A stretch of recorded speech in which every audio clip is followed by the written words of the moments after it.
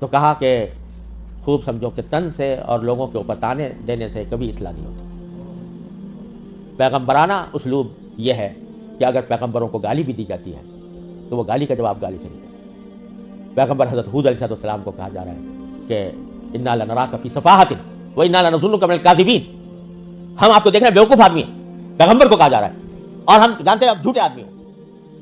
اگر حضرت والد صاحب فرماتے تھے کہ آج اگر کسی مقتدا کو، کسی عالم کو، کسی واعظ کو بھرے مجمع میں یہ کہا جائے کہ تم بیوقوف ہو، تم جھوٹے ہو، تو جواب میں وہ کہے گا تو جھوٹا، تیرا باپ جھوٹا، تیرا دادا جھوٹا.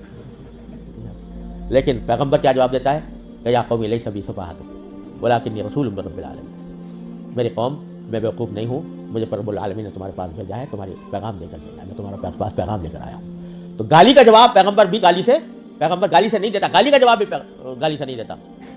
موسیٰ علیہ السلام کے پاس کو بھیج جا رہا ہے فرعون کے پاس، موسیٰ اور ہارون علیہ السلام کو، اور اللہ تعالیٰ کو معلوم ہے کہ فرعون جیسا سرکش آدمی، لیکن ان کو جو تعلیم دی گئی موسیٰ اور ہارون علیہ السلام کو، یہ دی گئی کہ قولا لہ قولا لینا، ان کے سامنے، فرعون کے سامنے نرم بات کرنا،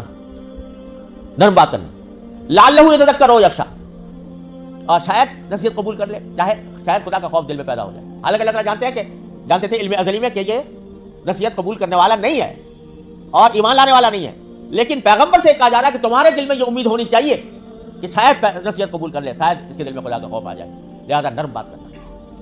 یہ کہاں سے تم نے سیکھ لیا کہ مخالفین کے اوپر طعن و تشنیع اور الزام تراشی اور فکر کسنا، یہ کہاں سے سیکھ لیا؟ پیغمبروں کا طریقہ یہ نہیں تھا. لہذا حضرت والد ماجد صلی اللہ علیہ وسلم نے فرمایا کہ ادھیڑو اس کتاب.